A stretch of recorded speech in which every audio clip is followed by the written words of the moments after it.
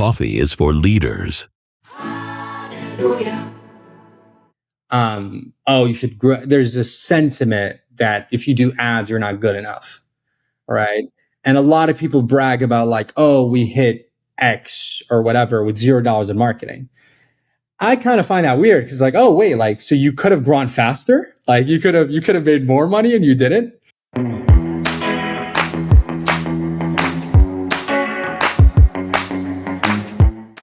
So you've done so much incredible things.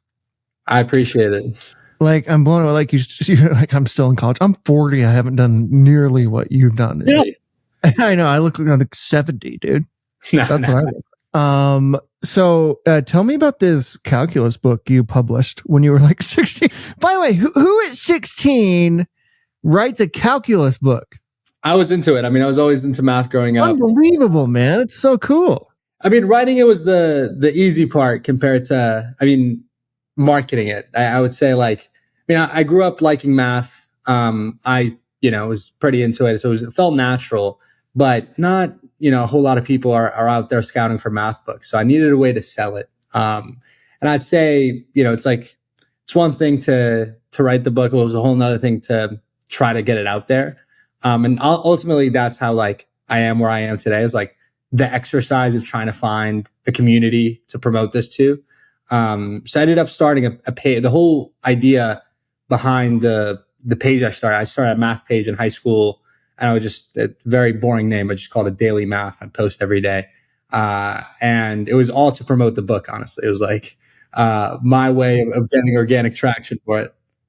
That's so smart. So it's like a blog? Is that what you're talking about? Like you're publishing, or like what is it exactly? It was an Instagram page. So I see what you're saying. Okay. Yeah. For Reels. So this was like actual just images. I would scribble down like my first post, scribbled down something on a piece of paper, like it was like a problem from the book. And I posted it, got 2 likes, kind of got the dopamine hit. And then another one and the third, and I started kind of typesetting it. So, it looked nice and clean, and, I would just post every day. That was the whole thing. And slowly but surely I grew the page. I think at the peak, a couple 100,000 followers, or something like that. And across its lifespan, maybe 100 million plus impressions. That's incredible. And then you publish the book. It goes viral. It says here, tell me if this is true, you pulled in nearly $1 million in sales. That was across 2 books. I mean, it was under that number, but it was a good bit. I don't keep most of that. Amazon takes most of it. You're rich, dude. No. You're rich for all sorts. And then you had this documentary, which is super cool, which kind of goes into how you built that, distributed products, things of that nature. And now you're at Stanford. You're an undergrad, and you're the founder and CEO of NewForm. Let's start there, or move to there. Tell me about NewForm and how you became the founder and CEO. Sure. I mean, honestly, the impetus started from that math page experience. So essentially what I realized, Instagram has always peddled as social media, right? But more and more Instagram, TikTok, Facebook, all these platforms have pivoted from that to become interest media. So, when I started the page, and this was 2019, this shift was already starting to happen. And it really accelerated in 2020, 2021 with the rise of short form content. So essentially you went from most of the posts you see on your feed are from friends to most of the posts you see are random people that are just tied to your interests. And I thought the biggest proof of that was the math page. I was like, it was pretty like niche topics I would cover. The page's first name was actually Daily Integrals. I would literally just only solve integral equations. And somehow that found its way to the market. It's a niche thing. There's a bunch of these examples. Like some people are into like very specific animes. Some people are into like a specific brand, a specific brand, like Harley's or like a big thing, right? So we saw this kind of idea of this new form of marketing, right? New form of marketing is essentially content first, media and kind of targeting audiences second. Historically, marketing has always been do a big kind of brand campaign, try to target the right user. Maybe, you're ideal customer is a middle-aged mom, right? So you would like have a big brand campaign and do your best to try to, kind of get that audience, get that out in front of that audience. More and more, it's the opposite. It's like, actually, how can I speak the language of my customer and have them find me? Because these algorithms, the social media algorithms, have gotten so good at matching content with the right audience that they're doing the heavy lifting for you. So that's kind of the insight that I had from my math page. Eventually kind of implemented it at a company called Faves. I was part of the founding team. Was kind of the first like marketing growth hire, and scaled that. It was a consumer app, like subscription app. We turned down monetization and scaled it to $1 million run rate in a few months. And that was through TikTok ads. I was like one of the first to start doing TikTok ads, and I would make all the content.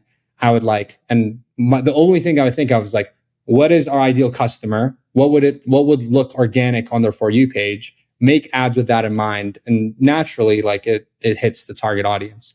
So that's, after that experience, I realized like not a lot of people knew how to do this new thing of like how to do marketing in this new paradigm. So that's why we started NewForm. And today, so NewForm is a growth marketing partner primarily for software companies. So we see companies at a very unique stage. We work with a lot of like VC-backed companies called Series A, B, C, D, a lot of AI apps, kind of at that I would say inflection point in their growth, where they have a great product, they've grown organically, but they need to put, add fuel to the fire.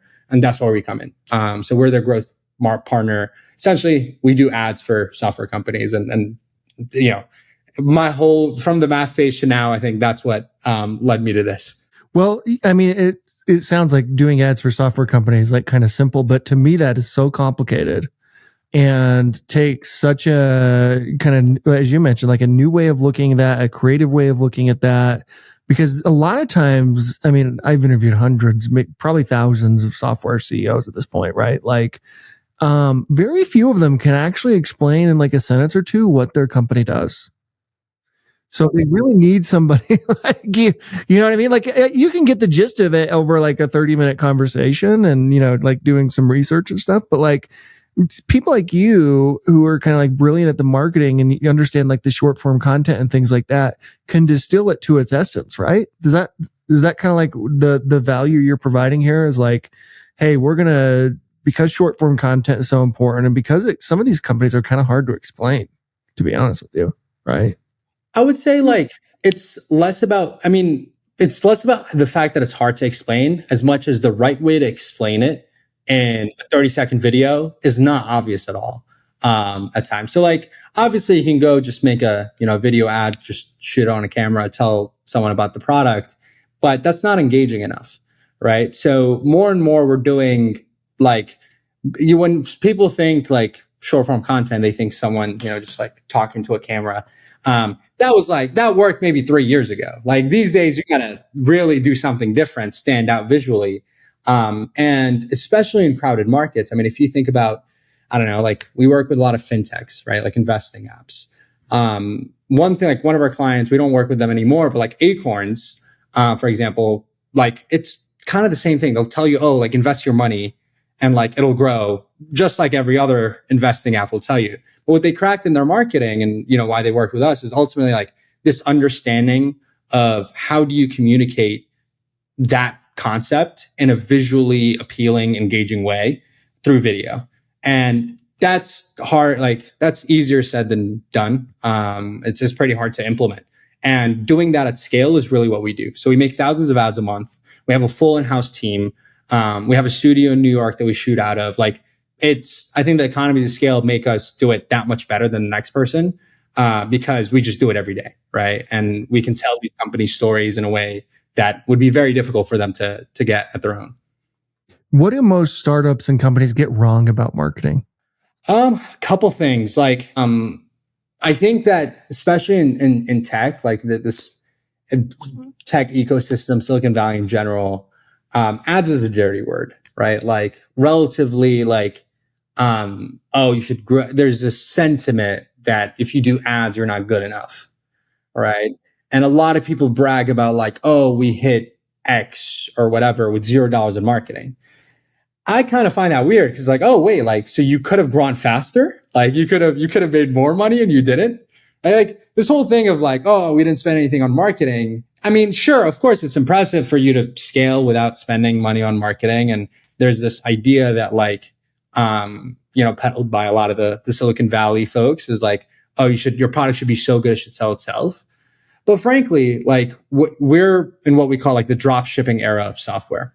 If you think about it, think about like the 2000s and what happened with the whole idea of drop shipping and e-commerce. So if you look at e-commerce and e-commerce companies, they've swallowed the ads pill a long time ago. They know that the way to grow is having a great marketing ecosystem. You need to do great marketing, and that's how you stand out. And it's because there's already been this evolution in e-com where anyone can start a brand. I mean, think about Shopify, Klaviyo, Alibaba, like all these rails has made it really easy for someone to start a brand, right? So I can go sell the same product as anyone else. And more the IP has been in the marketing and the distribution. So the biggest e-commerce companies, sure, they have good products, but they have even better, marketing. And tech is starting to realize that with the advent of AI tools. Historically, technology has been hard to build, right? You need a whole lot of funding, a whole lot of engineers, a whole lot of sophistication. More and more, there's rails for technology, even like, relatively complicated, products like fintech products. You basically have B2B SaaS providers that make building a consumer facing product really easy. So they'll take care of your compliance. They'll take care of they'll be your brokerage, right? Like maybe you want a brokerage as part of your app. Like historically, that was really hard to build. Now there's a SaaS product for it. So as more rails become available, consumer facing tech companies will shift their focus from product to distribution because just frankly, everyone's going after the same use cases, right? And unless there's like some outsized technology play, like OpenAI, right? Like in ChatGPT, that was such a new technology that it's just going to have product-like growth. But if you're the 10th investing app, and you're 10% better, that's probably not enough to get you 100 million users. You need to do marketing, and that's okay. There's nothing wrong with that. I think startups need to understand that. Yeah. Yeah. I mean, Elon is really famous for that, right? Like saying Tesla's never spent $1 in advertising. And I don't even know if that's exactly true, but but they also their product has been going down in price for the last however many years. Which I don't know hey, maybe if they had marketing and marketed as a luxury product, maybe not. Obviously people think Elon is great. I think obviously, proof is in the numbers, but yeah, sure. I don't know if I necessarily agree with that. Yeah, for sure. What does a typical day look like for you? You're a 22-year-old entrepreneur. You run a multimillion-dollar business during the day. You also go to school full time. What does a typical day look like? Well, it's summer now. So I get to, obsess. I'm meeting a client after this, for drinks. So looking forward to that. So that's my summer. But in terms of when I'm at school, frankly, I find myself even more productive. This is crazy to say. It's because I have to essentially wrestle with my time. Okay, there's 24 hours in the day. What do I really need to do? And how do I make sure that whatever I do, it's the best use of my time? And obviously this is always this is a constant challenge. And, sometimes I'll spend my time doing the wrong things. However, I think having constraints breeds creativity. Almost always, I actually think I haven't gotten to this point right now, but there's going to be a point maybe in a month or so where I'm so obsessed that I get a little bit of okay, I need to pull back a little bit. Right. I'm very I love what I do. So I get really into the weeds, and sometimes having that distance actually is better. Mm. So I do go to class. I'm probably on Slack in class. Hopefully my professors don't hear this, but I'll still be on Slack. I'll still be looking over things. But I do, I'll engage. I'll try to hear out what the lecturer has to say. And that's awesome. Give me a sense for how leaders and marketers should think about implementing AI in marketing. I'll give you kind of an experience that I'm having. You tell me if you're experiencing this. I go on LinkedIn and it seems like everybody's robots are just talking to each other. Like none of that feels like super authentic. It just seems like all of a sudden one day everybody got like really grammatically correct and, like kind of saying everything exactly the right way. Like so everybody kind of sounds the same now, right? Because they're so obviously using AI. And so I wonder, and the ones that aren't are the ones that are standing out, which is another interesting. So how should leaders and marketers think about using AI and the balance of that? Totally. I mean, we have listen, in a few years, this may sound really dumb because the AI models are going, they're getting better. And I always whenever I say this, I tell people the market will stay irrational long enough that eventually the AI tools maybe get there. But we don't believe in AI for generation of marketing, collateral. I mean, at the very least for video, right? So all our video, we make thousands of videos a month. All of that is human creators, right? So we use AI in our workflows. We're one of the few marketing agencies with a CTO. We have a full tech team that's building our, products, both external facing and internally for our team to use. But almost all of those, features, the products that we build, our biggest product launch has been Woolbot. Woolbot is essentially an agent that lives natively on your Slack. It syncs across all your ad data. So it syncs directly with Facebook ads, with TikTok ads, and can actually watch the ads assets themselves. So you can ask it questions like, hey, did female or male creators perform better? It can actually monitor the ad account for you, tell you, hey, these types of, creators or this type of positioning is doing better. You should double down on this. It does our creative testing. So our creative testing is fully automated at this point. It'll, use statistics to try and understand, okay, what ads are hitting KPIs? What should we scale? What should we turn off? Of the ones that we turned off, what can we learn? Can we compare and contrast winners and losers from a creative perspective and see which ads are working and why? So that's been a game changer for us and has made our people 10 times more productive. However, a lot of people are thinking about how to take shortcuts with AI. Let me generate AI ads. But we work with advertisers big and small. I'll tell you, none of the big ones do this because they realize even if AI ads are just 5% worse, if you're managing $1 million worth of budget a month, that's 50 grand, right? I'll tell you, human ads cost less, right? We do UGC, we do the short form, the TikTok style ads. It does not cost 50 grand to make, even 100 ads, right? You can probably do that for less. So that's what I think a lot of people are getting wrong about they're trying to the shiny thing is AI ads. But the actual real value is in AI assisted workflows. And the reason I believe this so strongly is because if you look at an industry that's maybe more advanced from a tech perspective than marketing, look at DevTools, look at Cursor. The biggest player, Cursor is huge now.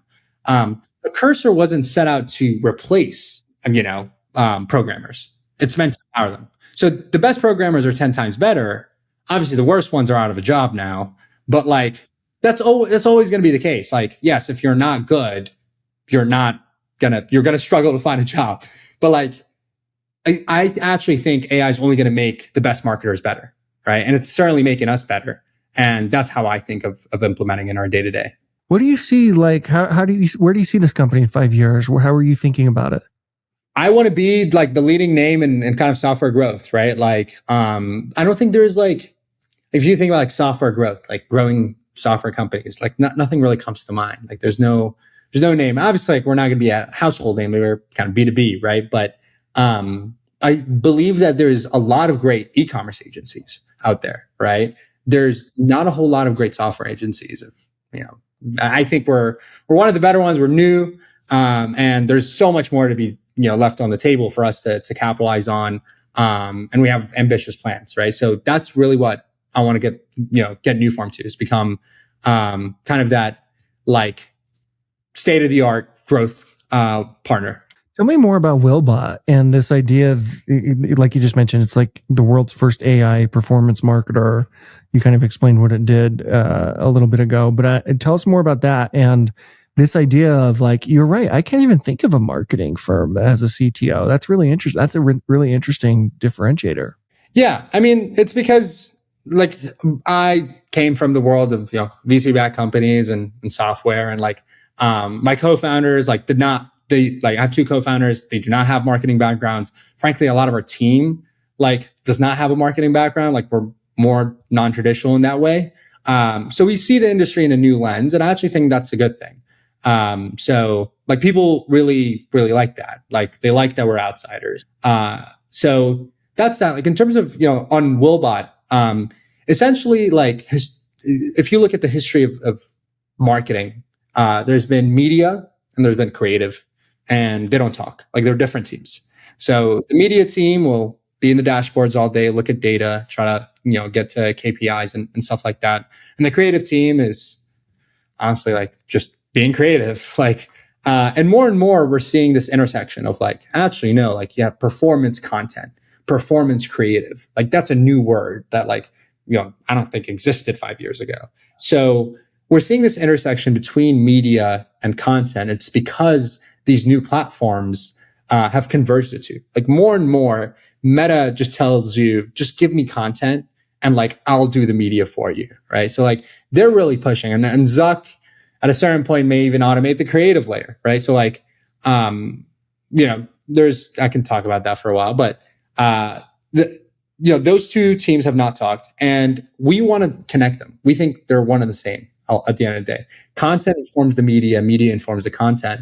And that's the gist of what we're building with Woolbot is how can we connect the data, the KPIs, what the business objectives are to the content, translate them to content learnings, give that back to our team, have them iterate with a human first approach, and then plug that back. That way we're moving fast.